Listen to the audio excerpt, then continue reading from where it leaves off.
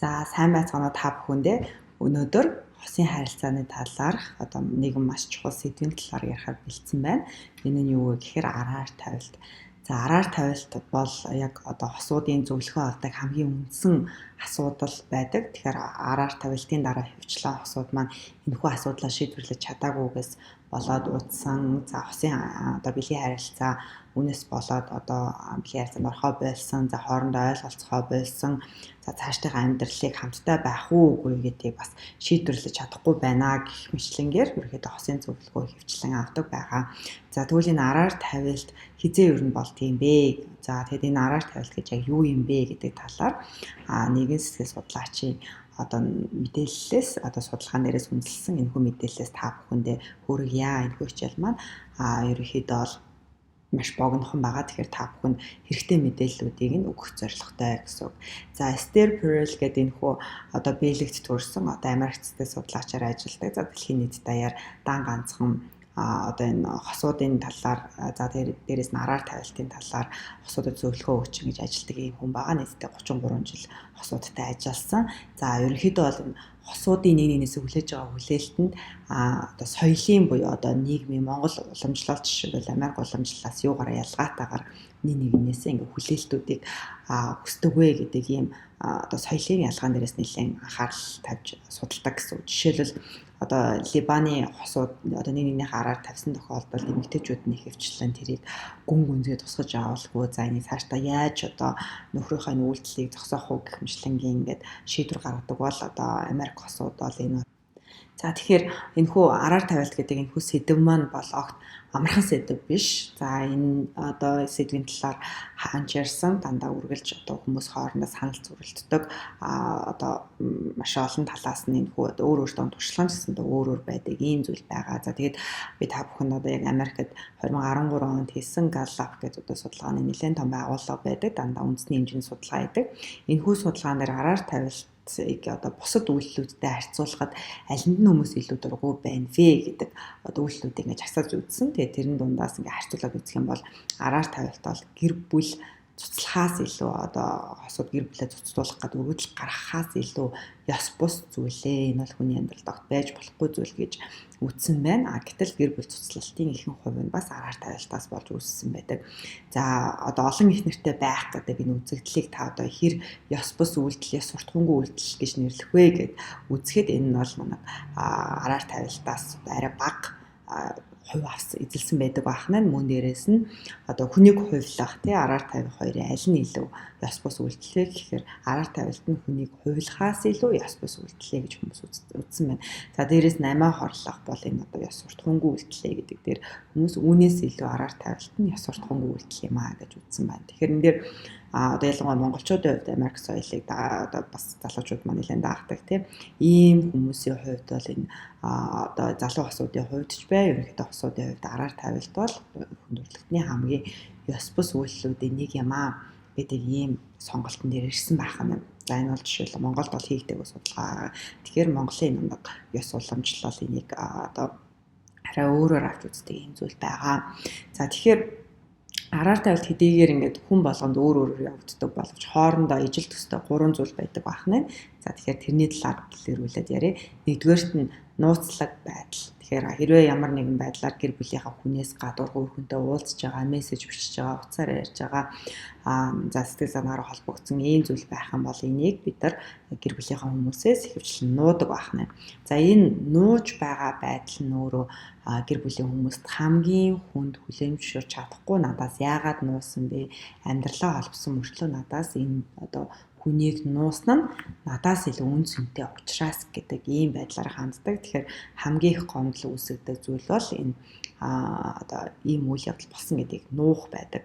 За энд одоо ялангуяа нийгмийн сүлжээ за ухаалаг утас нэвтэрсэнтэй холбоотой сүүлийн 10 жилийн хугацаанд энэ араар тавилтын талаарх одоо тухайн хүнд ирж байгаа мэдээлэл тэрнээс үүсэж байгаа сэтгэл готрал гомдол гуниг бол одоо эрчим нь маш их нэмэгдсэн гэж хэлж болохоор байгаа. Яагаад гэхээр одоо хүнээс нуусан мессеж, хүнээс нуусан имэйл, за хүнээс нуусан утасны мэдээлэл нэг лүгөө залгасан байдал гэх мэтлэнгийн энэ бүх мэдээлэл хүний хийсэн үйлдэлтэй холбоотой бүхэл мэдээллүүд өнөөдөр цахим орчинд хадгалагдаж үйлдэж байгаа. Тэгээд энэ мэдээллүүдийг хэдийгээр одоо нуусан хүн маань өөрөө марцсан олон жилийн өмнө болсон байсан гэсэндээ энэ хүн мэдээллийг шинээр олж авч байгаа хүн маань маш их хэмжээний зочролт ордог. Тийм учраас аль болох энэ хүү одоо мэдээллүүдийн талаар хит их одоо мэдээлэл нэг дор авахгүй байх нь өөрөө сэтгцэн эрүүл мэндэд маш чухал ийм алхам болж ирж байна. Тэгэхээр энэ ухаалаг утасны хэрэглээ, нийгмийн сүлжээн дээр бичиж байгаа мессежнүүд гэдэг зүйлсүүд маань одоо уншиж байгаа хүнд сэтгэл санааны хувьд маш их хямралд оруулдаг ийм үйлдэл. Харин хийсэн нуусан хүний маань хувьд магадгүй тухайн өдрөө мэдэрсэн мэдрэмжийг бичээл тэрнээс хойш дахиж тэр одоо мэдрэмжийн талаар ч юм уу үгний талаар бодоогүй байдаг ийм зүйл ажиглагддаг. Тэгэхээр энэ дэр одоо ерөнхийдөө араар тавилтуудын үндсэн адилхан эхний зүйл нь болохоор энэ нууцлаг байдал. За хоёрдугаарх адилхан зүйл нь одоо бэлгийн харилцаа. Гэхдээ энэ бэлгийн харилцаа бас орчин үед маш олон төрлийн олон янзаар үргэлжлэх болсон дан ганцхан одоо яг ингээд бие физиологиороо хоорондоо уулзаж ярилцахаас гадна одоо уцаар ингээд секстинг гэж нэрлэдэг болоод байгаа. Энэ үгээр секси харилцаа өрнүүлэх хоорондоо бэлгийн харилцаа уцаар хийх одоо тэр нь видеогоор байна уу эсвэл нэгэндээ одоо бэлгийн харилцаатай холбоотой өгнүүд бичих ч юм уу те энэ маань бас тодорхой хэмжээгээр энэ бол бас араар тавилтын нэг хэлбэр болоод явдаг байх нэ. За тэгэхээр өмнө нь бол зөвхөн одоо утас байхгүй ийм үед бол зөвхөн хүмүүс хоорондоо уулзж энэ араар тавилт гэдэг үйл явдал болдог байсан бол одоо заавал бие физиологийн хувьд хажуудаа байхгүй ч гэсэндээ энэ хүү одоо бэлгийн үйл ажиллагааг олон төрлөөр хийдэг болсон нь араар тавилтын энэ төвшин нөхцөл байдлуудыг бас ингээд олон төрөл болгож байгаа ийм сул талтай. За 3 дахь адилхан зүйл нь сэтгэл хөдлөл оролцох. За аливаа хосууд маань ерөөхдөө хамтдаа амьдрах энэ хөр шийдвэрийг гаргахдаа нэгэндээ бүх зүйлээ ярих, нэгэндээ үнэнч байх, өөртөө тулгарч байгаа хэцүү асуудлуудаа нэгэнтэйгээ хуваалцах, өөрт нь байгаа хамгийн нандин зүйлсүүдээ одоо нэгэнтэйгээ хуваалцах хэмжлэнгийн ийм бичигдээгүй дүрмүүд бас байдаг. Тэгэхээр хин нэгэн хүн одоо хамгийн дотн хүнээ өөр хүнтэй одоо өөрийнхөө дотн зүйлсүүдийг ярилцаж байгаад мэдэх гэдэг маань өөрөө одоо бас энэ гураасаа хамгийн их урт хугацааны гомдол үлдээдэг ийм зүйл байдаг. Тэгэхээр бие физиологийн харилцаанд оролцсон гэдэг нь сэтгэл санааны харилцаанд орсон гэдгээс арай ингээд зөөлөн урт хугацаанд бол ийм зөөлөн дурсан зүйлдэх магадлалтай. Тэгэхээр сэтгэл санааны одоо дотн харилцаанд нэгнийхээ одоо дурсамжуудыг хуваалцдаг, үнэтэй байдлуудаа хуваалцдаг, нэгнийгээ оолч мэддэг, ирээдүгөө хамтдаа төсөөлөх гэх мэтлэнгийн сэтгэл санааны дотн байдал бол одоо эхнэр нөхрүүдийн хувьд урт хугацаанд гэр бүлийн харилцааг аж үлдсэн ч гэсэндээ маш том гомдол үлдээдэг ийм зүйл байх нэ. За сэтгэл хөдлөлөө энэ хүн мэдрэмжүүдэд хуваалцах нь бол одоо төрөлхийн ийм зүйл яг тэрнээс сонсож байгаа хүмүүс их хвшлэн манай дотн зүйлсүүдээ ярилцаж эхэлдэг. Тэгэхээр энэ дээр одоо энгийн ярилцлагуудаас авуулаад өөрийнхөө хамгийн гүнзгий одоо багнасныхаа шархуудыг ч гэх юм ингээд эсвэл ирээдүйнхээ хамгийн том зорилгоодыг гэдэг ч юм ийм зүйлсүүдээ хуваалцсан байдаг. Тэгэхээр нууцлаг байдал бэлгийн харилцаа, сэтгэл хөдлөл гэдэг ийм гурван зүйлээрээ араар тавилтууд хоорондоо адилхан байдаг байна. За араар тавилтын одоо тавилт болсны дараа хосын харилцаан дээр за дээрэс нь Нестер Перл гэдэг сэтгэл судлаач хэлж байгаагаар хамгийн хэцүү хүнд байдаг зүйл нь би хинбэ гэдэг энэ тодорхойлолттой хүмүүс алддаг. Тэгээд тэрхүү тодорхойлолтныхаа хариултыг олох гэж бас тодорхой хугацаа зарцуулдагаараа маш хүнд хэцүү байдаг байна. За тэгэхээр ерөнхийдөө бол гэр бүл болсон хүмүүсийн өөрийн тодорхойлолтууд ихэвчлэн тэр хамтын хүсэл мөрөөдлөөс за хамтын дурсамжуудаас бий болсон байдаг. Би эхнэр хүн учраас, би нөхөр хүн учраас, би одоо хүүхдүүдийнхээ ээж нь учраас, би хүүхдүүдийнхээ аав нь учраас гэх мэтлэнгийн хамтын дандаа дурсамжууд, хамтын хүсэл мөрөөдлүүд байдгаараа одоо яг би бол ийм хүн гэдэг ийм тодорхойлолтоо гаргаж байдаг. Тэгэхээр нэг өөрийгөө тодорхойлсон тэрхүү тодорхойлолт маань яг энэ араар тавилттай холбоотойгоор үнэ юм уу, бодит юм уу? Тэгэд эн чинь одоо ингээ худлаа болчлаа шүү дээ. Одоо өмнөөс цааш би юу хин юм бэ гэдэг ийм асуултанд хариулах хэрэгтэй болдог. За энэ хүү асуултын хариулт тийм амархан ирдэггүй. Тэгээд хариултаа олохгүй болохоор улам одоо тэр одоо араар тавилтын үйл явдлын дээр өнгөрсөн ч гэсэндээ тэр үйл явдалтай холбоотойгоор маш их бухимдал ингэж өртөг байгаа. За тэгэхээр хосууд маань өсөл мөрөөдлөөсөө гадна үр хүүхдүүдээр холбогдож байгаа. Бит хоёрын хүүхдүүдийг одоо насан турш нь харж хандна. Бит хоёрын хүүхдүүд эцэгчүүд нь гэдэг ийм тодорхойлтууд байдаг. За дээрэс нь хосын харилцаа 10 жил үргэлжилсэн, 5 жил үргэлжилсэн ч нийгмийн байр суурин дээр бол энэ хүн бол тэдний нөхөр, эдний эхнэр гэдэг ийм байр суурь аль хэдийн бий болсон байдаг. За дээрэс нь ажил хөдөлмөр дээр ч гэсэндээ би гэр бүлтэй тоглогчтой гэр бүлийн харилцаатай гэдэг ийм байр суурьуд аль хэдийн бий болчихсон байдаг учраас араар тавилтын дараа энэ зүйл маань үнэн үү гэдэг асуултанд бас хариулах хэрэгтэй болдог. За дээрэс нь хамтын амьдрал дээр одоо бүх хүмүүсийн одоо нэг нэгнийхээ хамаатнуудыг таньдаг, тэдний амьдралын нэг хэсэг болсон тэр хүмүүс бас одоо яг тэр хосын амьдралын нэг хэсэг болсон байдаг учраас энэ хүү хамаатнууд найз нөхдийн хүрээлэл дунд яг гэр бүл гэдэг нэг нэгнтэйгээ хамааралтай тодорхойлцтой байдаг. За энэ дээрээс бас асуулт асуудаг. За ерөнхийдөө хамгийн том асуултууд бол би одоо эхнэр хүн гэхээр яг яах ёстой байсан бэ? Нөхөр хүн гэхээр одоо би яг яах ёстой байсан бэ гэдэг яг өөрийнхөө нөхрийнхөө болон эхнэрийнхээ өмнө хүлээсэн тэрхүү дүртэй холбоотойгоор бас маш их эргэлзээ асуултууд бий болдог байх нэ. За энэ дээр за хуурдагдсан хүн, хуурсан хүн гэдэг хоёр хүн байгаа тийм эхнэр нөхөр аль нь ч гэсэн бай. За тэгээд энэ хуурагдсан хүмүүс ихэвчлэн яг ингээд соёлынхаа хүрээнд бол аль ч соёлд одоо хамгийн их гэмтсэн, хамгийн их ингээд нэг үнцнээ алдсан одоо нэг хүний буруугаас болоод гин зэмгүй байж байгаад бүх зүйлээ алдчих байгаа ийм хүний одоо дүрт бид нэр оруулдаг байгаа. Тэгээд энэ стер гэрэл гэдэг энэ сэтгэл судлаачийн хувьд бол энэ яг зөв зүйл мөн үү? Нийгмийн соёл хим хэмжээ бид нар тухайн хоёр хосуудыг өмнө нь 15 жилийн хугацаанд ямар харилцаатай нэг нэгнтэйгээ ямар одоо магадгүй дарамтыг өгдөг байсан, харилцаан дээр ямар харилцаагаар харилцдаг байсныг огт мэдэхгүй байж ич хуурдагдсан хүн бол одоо хамгийн хохирсон хүн гэдэг энэ хандлагаар хандах нь зөв үү гэдэг асуултыг асуусан байгаа. Тэгэхээр энэ дээр ерөнхийдөө хуурдагдсан хүмүүс хамгийн түрүүлж мэдрэгдэх мэдрэмж нь бол яг хамтдаа үүсгэсэн үн цэнээс өөрөө хаягдсан одоо бүх зүйлээ алдсан. Яагаад тэгэхээр үүсгэсэн тэрний төлөө ажилласан, хичээсэн тэр бүх зүйлсүүд үн цэнгүй байсан байна. Яагаад тэгэхээр энэ хүн өөр хүн сонгочлоо гэдэг байдлаар ханддаг. За ингээд хаягдсан мэдрэмжнээс үүсдэг дараагийн нэг мэдрэмж бол би хангалтгүй байсан учраас хаягдчихлаа.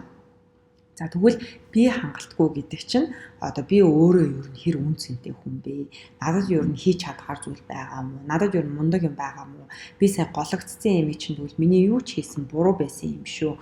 Өнгөрсөн хугацаанд миний хичээсэн бүх зүйлс буруу байсан юм шүү. Ийм асуултыг асуудаг. Гэтэл энэхүү асуулт маань яг үнэхээр зөв асуулт үгүй бас биш байдаг. Ерөнхийдөө бол энэ яг би хаягдчихлаа гэдэг мэдрэмжнээс бүхэл хүмүүс дан ганц авсан харилцаан дээр ч биш ер нь нийгмийн ямар нэгэн харилцаан дээр хаягдсан мэдрэмж авахаараа за би хэрэггүй байсан болохоор л хаягдлаа гэж боддог. Гэтэл яг үнэндээ магадгүй өмнө нь харилцаан дээр өөрөөс нь шалтгаалж байсан ямар одоо зүйлсүүдийг өөрийнхөө зүгээс үйлдэлүүд өөрчлөөгүй вэ гэдэг ийм зөв асуулт руу чиглүүлж чаддаггүй дандаа хөвчлэн би хэрэггүй байж байгаа л хаягдчихлаа. Тэгвэл миний юу хэрэггүй байгаа? Миний би бүдүүн болохоор хэрэггүй байгаа мó? Эсвэл би муухай хоол хийдэг учраас уу? Эсвэл би мөнгө алдаггүй байсан учраас уу?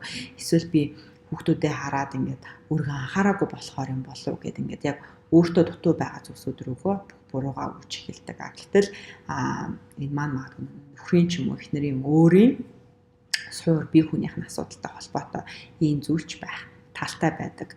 За хуурсан хүн бол яадаг вэ гэхээр ихэнх хэсэгтээ бол яг өөрийнхөө буруу хийсэн зүйлийг ойлгоогүй, мэдрээгүй, яг өөрийнхөө магадгүй аз жаргалын төлөө арай өөр мэдрэмж авахын төлөө миний амьдрал юу өөрөөр байвал яаж байх боломжтой байсан бэ гэх мэтлэг туршилтууд хийж явж байгаад тэрхүү туршилт маань нөгөө хүндээ баригдаж байгаа учраас яг нөгөө хүндээ ямар одоо хэмжээний сэтгэл санааны хувьд хямрал учруулж байгаа вэ гэдгийг сайн мэдээгүй байдаг. Тэр хизээ мэдрэгддэг вэ гэхээр хүмүүс хийсэн үйлдэлийг мэдээд тэр нь дан ганцхан ихнэр нөхрнөөс гадна хамаатнууд нь ч юм уу найз нөхдүүд нь замаадгүй хүүхдүүд нь гэ мэдээд тэдгээр хүмүүсийн өмнө өөрийнхөө хийсэн зүйлийг буруутай гэдгийг олж мэдээд за тэгээд өөрийнхөө үйлдэлийг гаднаас нь хараад тэр одоо манай найзууд намайг юу гэж бодож байгаа бол манай одоо ээж аав хамаатнууд маань намайг юу гэж бодож байгаа бол гэж бодсон үедээ хөвчлэн одоо яг энэ би буруу зүйл хийсэн байна, би өөр хэрэггүй хүн юм байна, миний хийсэн бүх зүйл ямар ч хэрэггүй учраас одоо ингээд би хамаатнуудынхаа дунд, найз нөхдийнхээ дунд үн цэнэгүй боллоо гэдэг ийм мэдрэмжийг авдаг. Үндсэндээ ингээд тодорхой хугацааны дараа хуурагдсан хүн, хуурсан хүн хоёр хоёулаа яг адилхан үн цэнэгүй мэдрэмжийг авдаг гэсэн. За тэгэхээр хосууд араар тавилт болох вэ гэдэг зүйлээ санаа зовоод харталт гэдэг энэ хүү үйлдэлийг одоо сэтгэл хөдлөлийг ил гаргадаг. За зарим нь бол дотроо хадгалдаг. За хардалт өөрөө одоо нийгэм дээр маш олон талаас нь бид нар харж үздэг. Зарим тохиолдолд бол хартай нөхрүүд бол буруу хүмүүс, тэр хүмүүс шиг муухай хартай байж болохгүй гэж ярьдаг. Зарим хартай эхнэрүүд шиг муухай хүмүүс байхгүй, үргэлж ингээд нөхрөө харддаг гэд ингээд ярьдаг. Тэгэхээр нийгэм бол хартай хүмүүсийг бол буруутгадаг. Гэтэл огт хар байхгүй усан харилцаа байхгүй гэдэг Степерл гэдэг энэ сэтгэл судлаач маань ийм боломж бол байхгүй. Яагаад вэ гэхээр хар гэдэг бол өөрөө сэтгэл хөдлөл юм аа.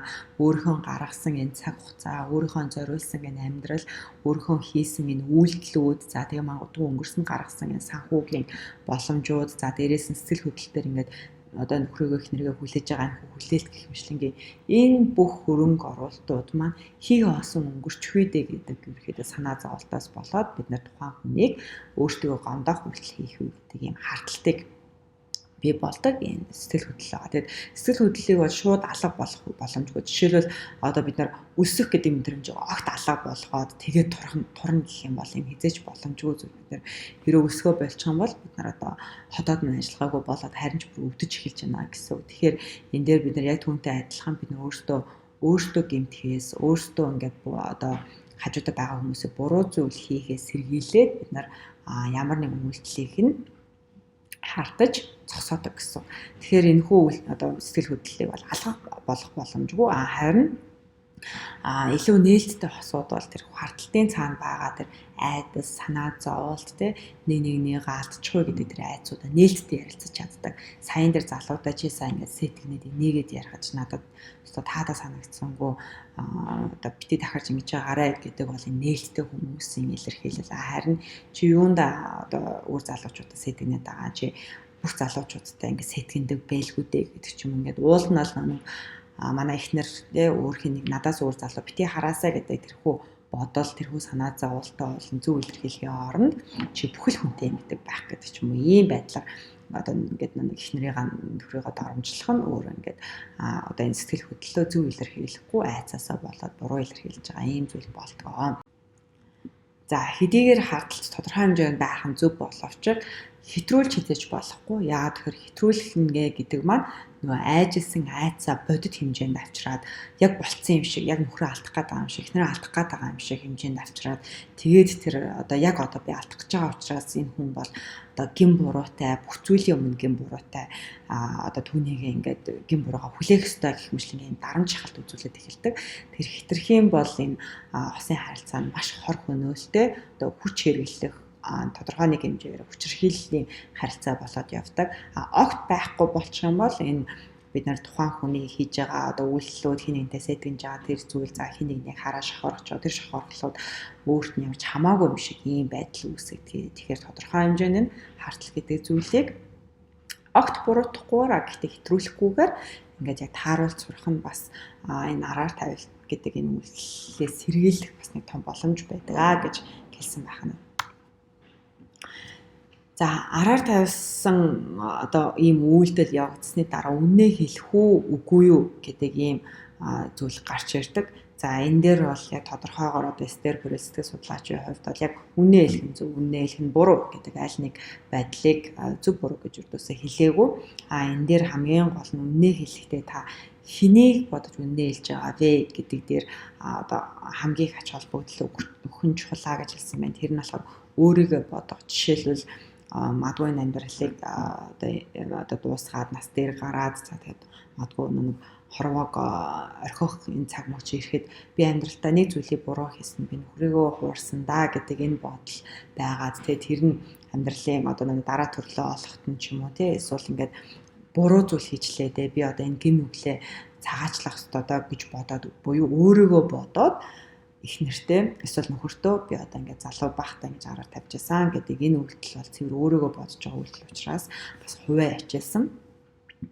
Тэгээд магадгүй зөвөр өөртөө ингээ харамсахгүй тулд өөрөө буруу зүйл хийсэн гэдгээд өөртөө ингээ цагаатгах зорилгоор хийж байгаа бол энэ магадгүй нэг сонсож байгаа хүндээ бол үнэхээр таагүй тэгээд тэр мэдээллийг аваад яг юу хийх ёстой вэ гэдгийг мэдэхгүй ийм эргэлзээнд оруулдаг ийм үйлдэл гэж хэлсэн байна.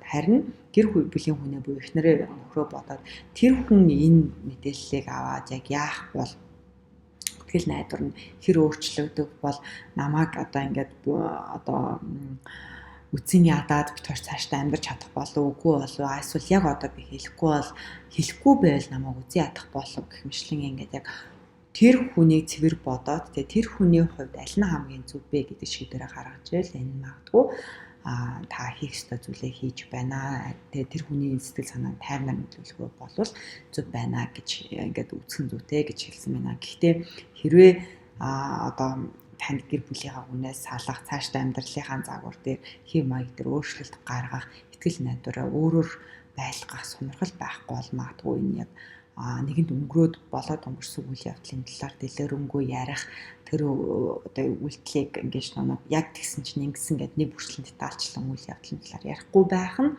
илүү сайн байдаг гэж яг сэтгэл судлаачид хэлсэн байна. Тэгээ энэ дээр яг сэтгэл судлаачийн хувьд бол яг энэ араар тавилтыг хөвчлэн мэддэг арга нь бол дандаа мессеж унших, за Facebook одоо өөр чатны төрлүүдээс мессежийг унших, одоо хадгалсан зургуудаас нь харах, нуусан мессежнуудыг нь харах, бичсэн имэйлийг нь унших, за дээрэс нь ингээд нууцны дугааруудаас нь одоо хайж агаад ингээд дугааруудыг нь харах, за дээрэс нь интернет банкны гүйлхийнээс мэдээлэл харах гэх мэт ийм байдлуудаар дандаа өнгөрсөн болсон үйл явдлыг тодорхой хугацааны дараа одоо нөгөө яг нуусан хүмүүс мэдээгүй байхад одоо хуурцсан хүмүүс олж авч байгаа ийм байдлаар гарч ирдэг. Тэгэхээр энэ бол өөрөө одоо яг мэдж байгаа хүний хувьд бол маш их мэдээлэл байдаг учраас үргэлж сайн сайхнаар хүлээж авч чаддаггүй. Тэгэхээр аль болох одоо шуудхан хэлэхэд бол хэрвээ танд ямар нэгэн ирээдүйдээ хамаарлахгүй мессеж янз бүрийн зургууд ямар нэгэн имэйл хаяг зүйлсүүд байдаг бол эдгээр зүйлсүүдийг гэр бүлийнхаа хүнд зориулаад, усынхаа харилцаанд зориулаад устгах мэдээллүүдийг хадгалахгүй байх танд чухал биш бол эдгээр зүйлсүүдийг өөртөө холбоотой ямар нэгэн байдлаар хадгалж үлдээхгүй байх нь гэр бүлийнхаа хүнд бас ингээд маш их хэмжээний мэдээллийг нэг дор мэдэж таны баг мартсан байгаа зүйлсүүдийг унших гэдэг тэрхүү сэтгэл санааны гэмтлээс хамгаалах одоо ийм алхам болтгоо. Тэгээ бид нар сүүлийн 10 жилийн хугацаанд ийм нийгмийн харилцаатай ухаалаг хүчтэй амьдарч байгаа учраас яг энэ сүүлийн 10 жилийн хугацаанд одоо гэр бүлийн осын харилцааны сэтгэл судлаач нарын хувьд энэ хүү мэдээллийг яг яах ёстой юм бэ гэдэг ийм асуултанд өөртөөхөө цагаар хариулж ирсэн. За миний хувьд бол өөртөө чухал биш мэдээллүүдийг хадгалж үлдээхгүй байх нь чухал гэдэг ийм зөвлөмжөө өгж байна. За тэгэхээр сэтгэл судлаач Esther Perel-ийн хувьд бол яг энэ араар тавилт гэдэг зүйлтэйгээд аз жаргалгүй гэрлэлтийн шинж тэмдэг үү гэдэг асуулт нь бас өөрөөр хариулсан байна. Энэ нь юу вэ гэхээр одоо аз жаргалгүй хосууд араар тавьдаг бол биш ээ. Хамгийн аз жаргалтай одоо гэр бүлийн тогтвортой хоёулаа санхүүгийн хувьд өөрсдийн гэсэн орлоготой хүүхдүүд нь амжилт бүтээлтэй ээж аамар нь гэсэнд ингээд хүүхдүүдийнхаа гэр бүлийн байдал аз жаргалтай байдаг ийм хосууд ч гэсэн араар тавихын эрсдэл байдаг. Энэ нь одоо гэр бүлээ аз жаргалгүй болгохын төлөө хийж байгаа үйлдэл огт биш. Харин гэр бүлээ аз жаргалтай байхын төлөө би магадгүй юуг ингээд золиослсон бэ гэдэг зарим тохиолдолд туршиж үзэж байгаа ийм хэлбэр байх талтай гэж ингэж үзсэн байна. Тэгэхээр энэ дээр би миний гэр бүл аз жаргалгүй байсан учраас энэ үйл явдал надад тохиолдлоо гэж аль болох өөрийгөө буруутгахгүй гэр бүлийнхаа өнгөрсөнд бүтээсэн тэрхүү дурсамжууд руу хэрэг халдаах одоо сүргөөр ингэж дахиж бичихгүй байх нь чухал. Харин яагаад энэ үйл явдал болсон бэ? Энэ үйл явдал анх хэзээс эхэлсэн бэ гэх мэтлэнгийн ийм ярилцлагуудыг нөхөртөөгөө эсвэл их нэртэйгээ хийгээд тэрхүү тайлбаруудыг сонсох нь багч гисэн гомдлыг одоо тайлах нэг ийм арга болдог байгаа. За тэгэхээр дараагийн асуулт нь араар тавилт бол хамгийн муухай уралт одоо үүнээс илүү уралт гэж байхгүй байлгүй дээ гэдэг энэ асуултанд за хүч хэрэглэх, хүчээр хийлэх, хүссэн зүйлийг хийлэхгүй байх, зөвхөн одоо өөрөөсөө хамааралтай санхүүгийн хувьд зөвхөн өөрөөсөө хамааралтай байлгах үр хөвгтөө харах ёстой гэдэг ийм үүрэг даалгавар өгөх. За эсвэл зөвхөн өөрийнхөө үгэнд орох ёстой гэх мэтлэнгийн сэтгэл санааны хүчирхийлэлд байлгах зэрэг бол бас хосын харилцаанд томоохон уралдуудын тоонд орно гэж Стейплер сэтгэл судлаач хэлсэн байна. Одоо номон дээр бичсэн байна. Тэгэхээр энэ дэр яг энэ арга тавилтаас өмнө та хоёрын харилцаанд ямар нэг нэгнийхээ хүслийг биелүүлээгүй, нэг нэгнийхээ төлөө өөртөө өөрчлөөгүй ийм уралтын үйлдэлүүд болсон бэ гэдэг бас ажиглах хэрэгтэй. Тэгээд хамгийн эцсийн магадгүй одоо бидний ёс суртахууны хувьд хамгийн муухай зүйл гарч ирэнгүүт бид нар одоо тэр үйлдэлийг хийсэн хүний одоо хосын харилцаанд хамгийн том уралтыг хийлээ гэж үздэг. Гэтэл магадгүй тэрхүү хосын харилцааны одоо араар тавилтаас өмнө магадгүй 10 жил эхнэр нь нөхрөө сэтгэл санааны хувьд байнга доромжилдаг, байнга хүч хэргэлдэг байдаг. За эсвэл магадгүй нөхөр нь магадгүй өмнөх 5 жилийн хугацаанд эхнэртэй ямар ч санхүүгийн нэг их үүсвэртэй холбоотой байлгадаггүй, өөрөө бага хэмжээний мөнгө өгөөл тэгэл ердөөсөө ингээ хүүхдүүдэд харах хэрэгтэй гэдэг ийм даалгавар өгчсөн. Эдгээр үйлдэлүүд маань ч гэсэндээ бас хосын харилцаанд уралдуудын тоонд орно. Тэгэхээр одоо хамгийн муухай уралт бас хосын харилцаанд энэ араар тавилт биш байж магадгүй маа гэдэг нэг ийм саналыг гаргаж ирсэн байгаа. За тэгэхээр дараагийн нэг чухал ойлголт бол энэ дээр яг сэтгэл зүйн хувьд, сэтгцийн хувьд бид нар магадгүй цөөн хүмүүс дээр ийм гэмтэл байдаг. За тэгээд энэ хүү гэмтлээсээ болоод бид нар энэ хайрлаж дуурлах, бэлгийн харилцаа гэдэг энэ хоёр зүйлийг нэг хүнтэй хийж чадхаа болчихсон байх.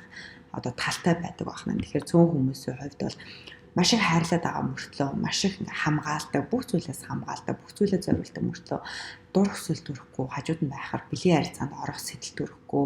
За ингээд үйл ажиллагаа ингээд магадгүй бэлгийн бэлэг эрхтний үйл ажиллагаа ингээд ажиллахгүй тохиолдлууд гарч ирдэг. За энэ байна гэж утсан байна. Тэгээд энэ маань юунаас болж байгаа юм бэ гэхээр магадгүй бага насны үйл явдалтай холбоотой байх талтай. За энэ нь юу вэ гэхээр жишээлбэл одоо аав ээж хоёрын аав нь одоо бие физиологийн хүчирхийлэл хийдэг, арх уудаг, ээжийг зоддог. За ийм байгаад ээжийг хамгаалах юм хариуцлагыг маш бага наснаасаа өөрөөд тэгээд ердөөсөө хайртай хүнээ хамгаалах ёстой гэж ээжийг бүх хавилта зүйлсүүдээс хайрладаг, хамгаалдаг. Ямар ч хор хүнэл ингээд учрахаас буюу ааваасаа хамгаалаад ингээд сурцсан. За тэгээд насанд хүрсэн хойноо эмэгтэй хүн хайрладаг, хамгаалдаг гэдэг юм. Яг ээжтэйгээ адилхан эмэгтэйчүүдийг хайрлаж хамгаалж хагаад эхнэрээ бас анх ингээд ихэнх үедээ хайрладаг. Яг ингээд бэлгийн харилцааны хувьд ч гэсэндээ ингээд одоо дур хүсэл төрдөг байж хагаад явандаа ээжтэйгээ адилхан одоо яг маш их хайрласныхаа үр дүнд ээжтэйгээ адил мэдрэмж аваад тэгээд бэлгийн харилцаанд орж чадхаа болчихсон. Ийм сэтгцийн хувьд одоо төр гажуудлал үүссэн гэхүү ийм эмгэг үүсчихсэн байх эрсдэлтэй хүмүүс байдаг байна. Тэгэхээр хэрвээ магадгүй танаа нөхөр эсвэл эхнэр ингээ яг бэлгийн харилцаанд дур хүсэл төрөхгүй, таныг хараад ингээ сэтэл төрөхгүй байгаа бол магадгүй энэ яг энэхүү зүйлийн цаана байгаа сэтгцийн хувьд ямар нэгэн одоо эмгэг байна уу, ямар нэгэн ийм буруу үүсчихсэн одоо холбоо харилцаа байна уу гэдгийг бас анхаарах нь чухал байх нэ.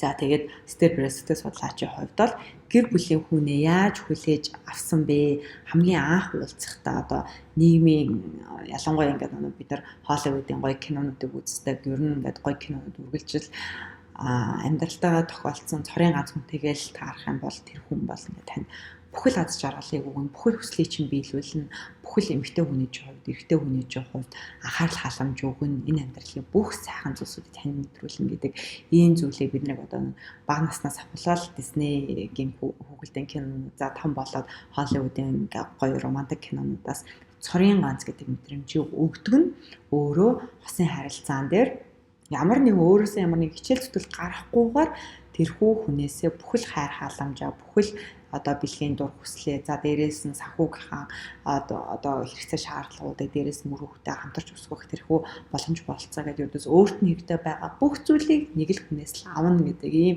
хүлээлтийг үүсгэчихсэн байвал энэ маань яваанда бас энэ араар тавилтыг үүсгэх ийм талыг бий болгодог гэж үзсэн байна. Яагаад гэхээр та нэг бүх хэрэгцээ шаардлага нөхрөөсөө бүхэл хэрэгцээ шаардлага эхнэрээсээ авна гэж бодсон учраас тэр хүний төлөө би юу хийж болох вэ? Би юугаа өөрчлөх ёстой вэ? Тэр хүнд юу таалагдахгүй байна вэ гэдэг энэхүү асуултанд хариулахаа болчихсон байж магадгүй. Тэгэхээр та манай цорын ганц хүнтэйгээ уулзлаа гэж та хичээл зүтгэл гаргахаа болно гэсэн үг огт биш шүү дээ. Харин ч та одоо тэр хүний бас өөрөө цорын ганц байхын тулд өөрөө хичээх хэрэгтэй, өөрийнхөө үйлдэлийг өөрчлөх хэрэгтэй, тодорхой хандлага бодлуудаа бас өөрчилдөг байх хэрэгтэй гэдэг ийм зүйлийг хэлсэн байна.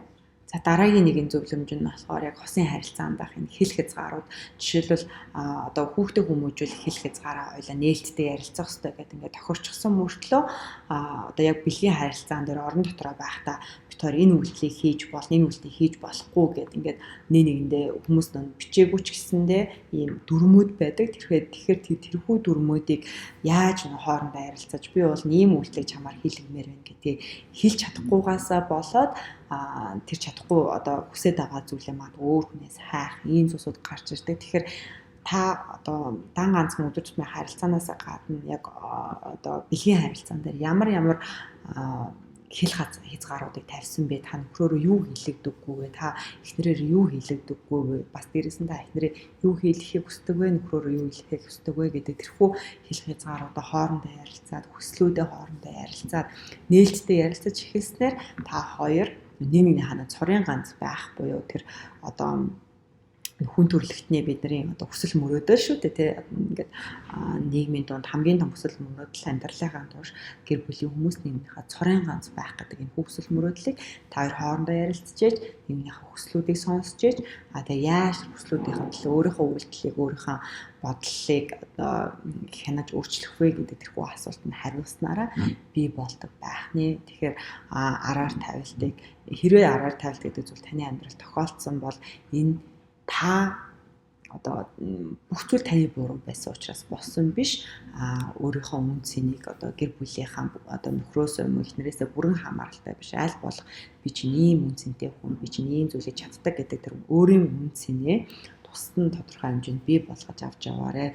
Тэгээ дээрэс нь нөхрийнхөө эхнэрийнхээ цорын ганц байхын тулд би өөрийнхөө зүгээс юу хичээж болох вэ гэдэг энэхүү асуултанд хариулаад за тэгэхэд нөхрөөрөө эхнэрээрээ хийлгэмээр байгаа зүйлээ бас нээлттэй ярилцаж сурах нь яг энэ араар тайлт гэдэг үйлдэлээс сэргийлэх магадгүй хэрвээ энэ үйлдэл гарсан ч гэсэндээ сэтгэл хөдлөлийн хэмжээнд өргөжлүүлэхгүй байх, хоёр амьдрал давхар явуулахгүй байх ийм зүйлсүүдээс одоо хүндрхээс нь сэргийлэх ийм боломжуудыг одоо энэ харилцан ярилцлагууд маань тэднийхээ төлөө хийж байгаа үйлдэлүүд маань илүү бий болгож өгдөг байх нэ. За тэгээд энэ хөө бичлэгийн одоо хичээл сургалтыг маань хамтдаа болон ганцаараа үзсэн бүх гэр бүлийн гишүүдтэй маш их баярлалаа. Тэгээд та бүхний хамтын амьдралд аз жаргал хамгийн сайн бүхнийг хүсье өргөё.